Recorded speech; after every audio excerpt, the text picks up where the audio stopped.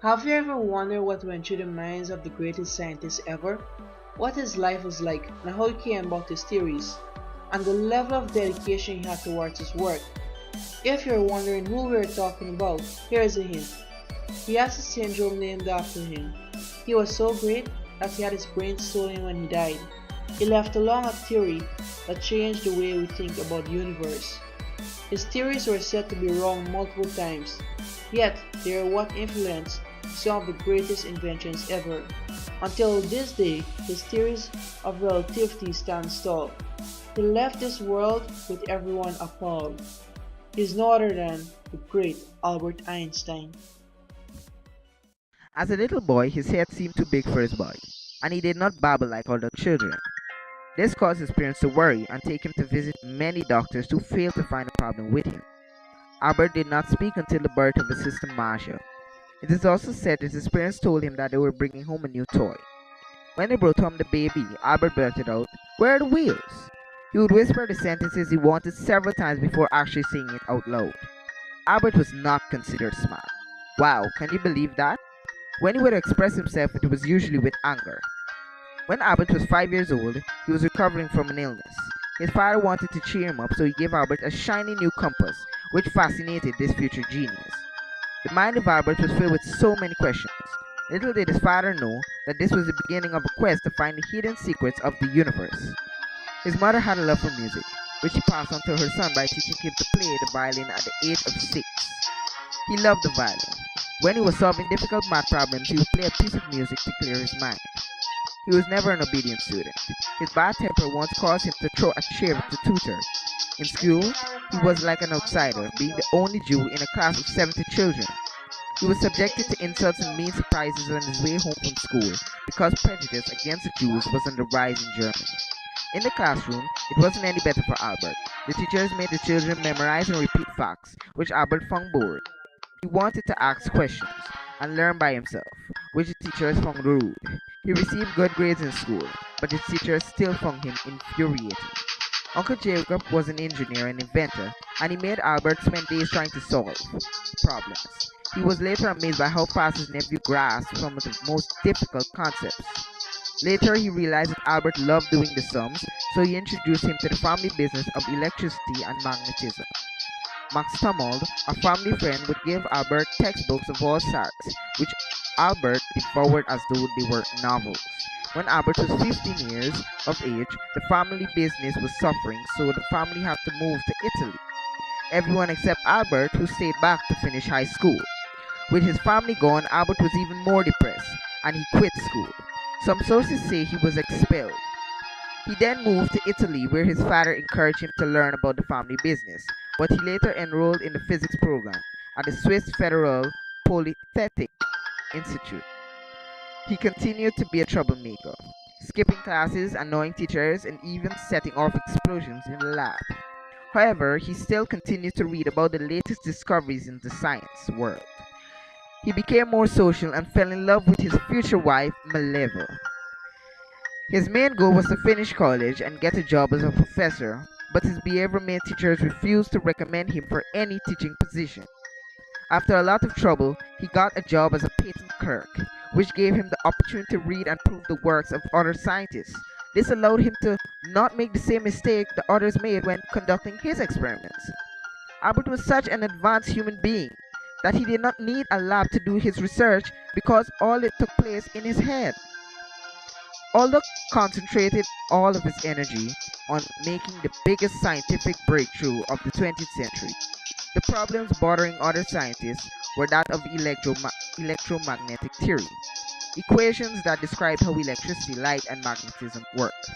Experiments proved that light always traveled at the same speed. Once, Albert hopped on a streetcar. There was a big clock, which he always looked at during the ride, but one day it got him thinking. If he traveled away from the clock at the speed of light, light from the clock face would never catch up to him, and the hands would appear frozen on time.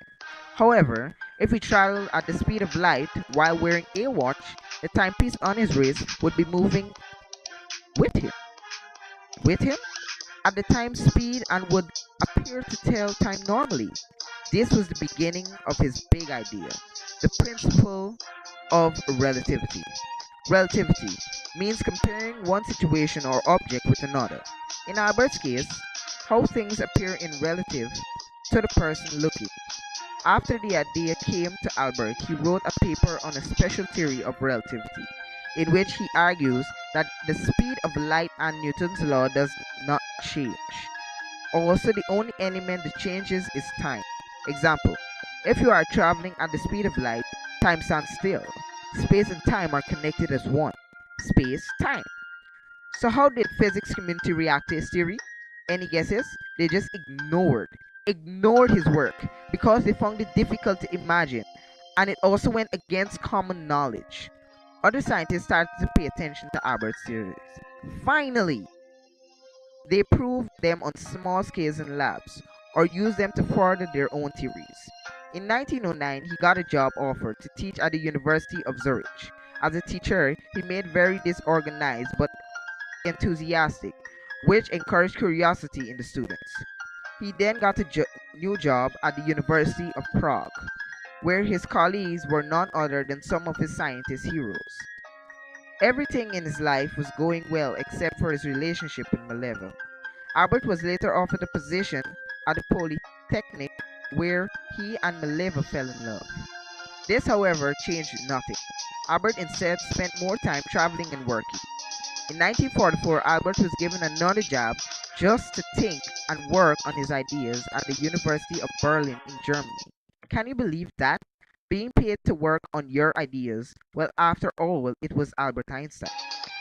When the Einsteins moved to Germany shortly after Mileva moved back and got divorced from Albert, a while after he fell back in love and then married his cousin Elsa Leventhal.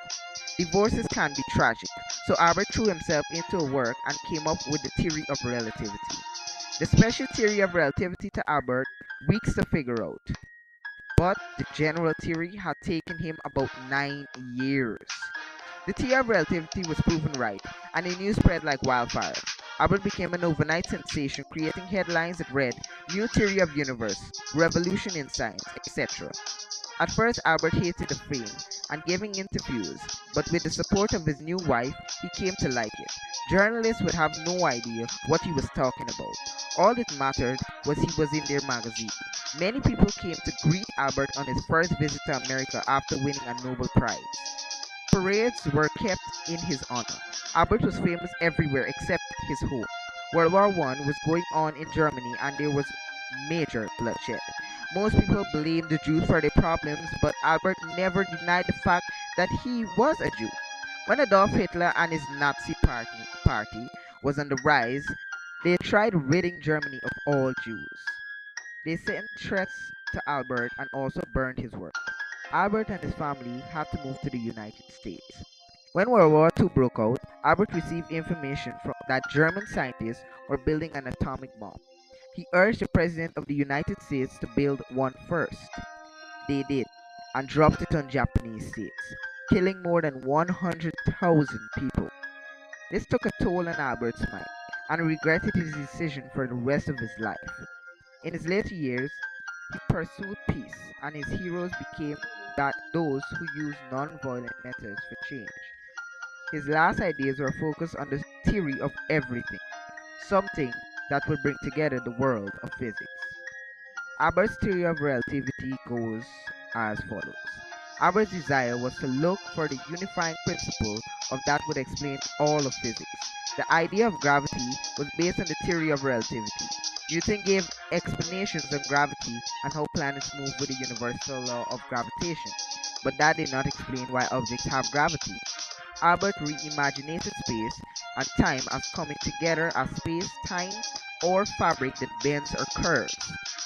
Gravity is not a force, but the result of bending of space-time when mass is present. The theory explains how the Earth warps space so that any project marble from your hand to the light from the stars fell towards it. He not only figured out that space bends, but found a way to measure how much it bends. At this level, the equation E equals mc squared is quite straightforward and has many uses. However, a common example is where it is used to calculate the amount of energy released by an atomic bomb.